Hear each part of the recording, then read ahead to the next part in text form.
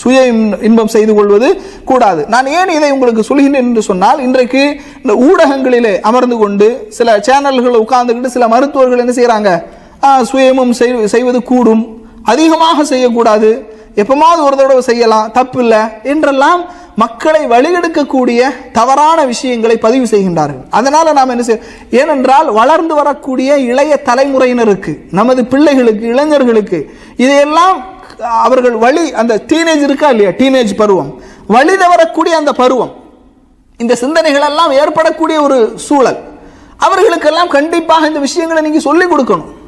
இந்த மாதிரி இருக்குது, இது கூடாதுப்பா, மார்க்கத்தில் கூடாது என்பதை நாம் என்ன செய்யணும். அதனாலதான் அல்லாஹு தஆலா ரசூல் ஸல்லல்லாஹு அலைஹி வஸல்லம் சொல்றாங்க, சஹீஹ் புகாரியில 5066வது செய்தியாக, முஸ்லிம்ல 1400வது செய்தியாக இடம்பெறுகின்றது. இப்னு மஸ்ஊத் ரலியல்லாஹு அன்ஹு சொல்றாங்க, நாங்கள் ரசூலுல்லாஹி ஸல்லல்லாஹு அலைஹி வஸல்லம் அவர்களோடு அமர்ந்திருந்தோம்.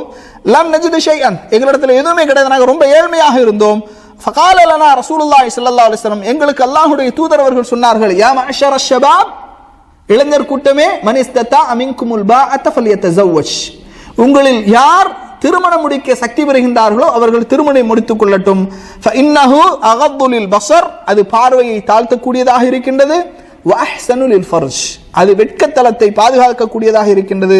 வமன் லம் யஸ்ததி ஃபஅலைஹி பிஸ்ஸௌம், யாருக்கு முடியவில்லையோ அவர்கள் நோன்பு நோற்றுக் கொள்ளட்டும். ஃபஇன்ன லஹு விஜா, அது அவருக்கு கேடயமாக இருக்கின்றது என்று நபிகள் நாயகம் ஸல்லல்லாஹு அலைஹி வஸல்லம் அவர்கள் சொல்றாங்க.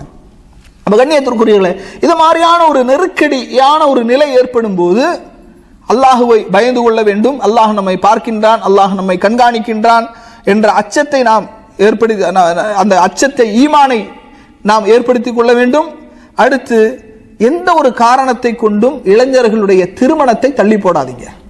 படிப்பை காரணமாக வைத்து, அல்லது அவனுக்கு வேலை கிடைக்கல, இன்னும் வேலையில செட்டில் ஆகல என்று வேலையை காரணமாக வைத்து, இந்த மாதிரியான காரணங்களை வைத்து இளைஞர்களுடைய திருமணத்தை நீங்கள் தள்ளி போடாதீர்கள். அவர்கள் இந்த சுய இன்பம் போன்ற தவறான பழக்க வழக்கங்களுக்கு அடிமையாகுவதற்கு நிறைய வாய்ப்புகள் இருக்கு. நான் கொஞ்சம் ஓப்பனாகவே சொல்றேன். ஏனென்று சொன்னால், இன்னைக்கு நாம என்ன செய்யறோம், இன்றைக்கு நம்முடைய மீடியாக்கள், ஃபேஸ்புக், வாட்ஸ்அப், இணையதளங்கள், யூடியூப், எல்லாத்திலையும் நிறைய ஆபாசங்கள் கொட்டி மலிந்து கிடக்கின்றது. ஒரு இளைஞன் அல்லது ஒரு குமரி பெண் வழி கெட்டு போவதற்கு எல்லா வாய்ப்புகளும் இருக்குது. ஃபேஸ்புக்கில் சாதாரண ஒரு வீடியோக்களை பார்த்து வரும்போது, லைவ் வீடியோ பார்க்குறோம், ஆட்டோமேட்டிக்காக என்ன செய்யுது, சம்பந்தமே இல்லாமல் அடுத்த ஒரு வீடியோ தானாலே ஆட்டோமேட்டிக்காக ஆன் ஆகுது. அப்போ இதெல்லாம் நமது பாலியல் உணர்வுகளை தூண்டக்கூடியதாக இருக்கின்றது.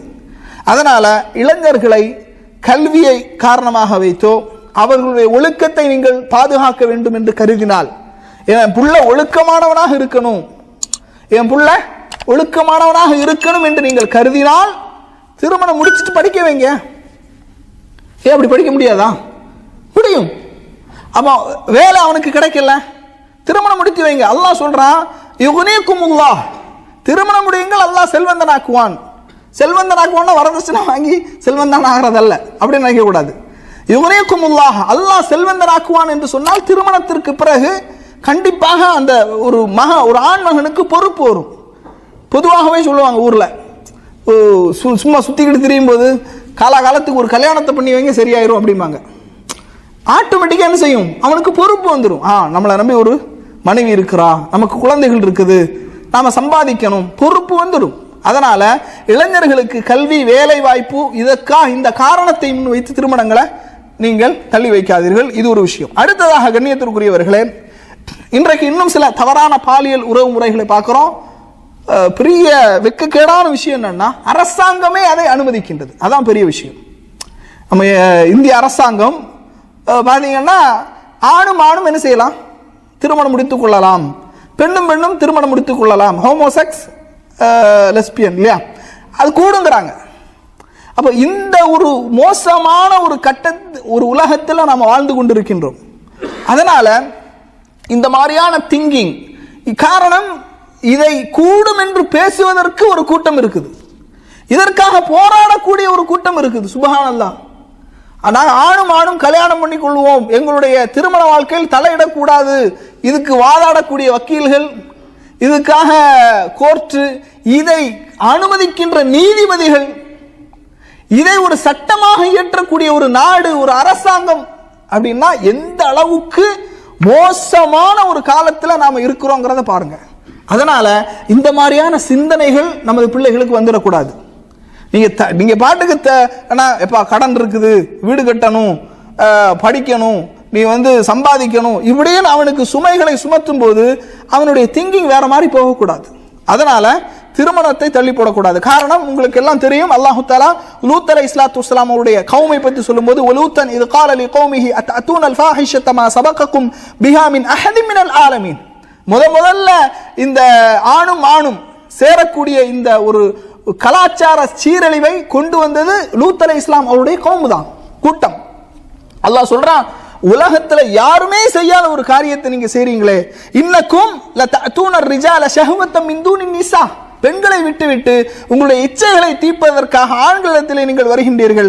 பல் அன்தும் கௌமும் முஸ்ரிஃபூன், நீங்கள் வரம்பு மீறிய சமுதாயம் என்று அல்லாஹ் தஆலா குர்ஆன்ல சொல்கின்றான்.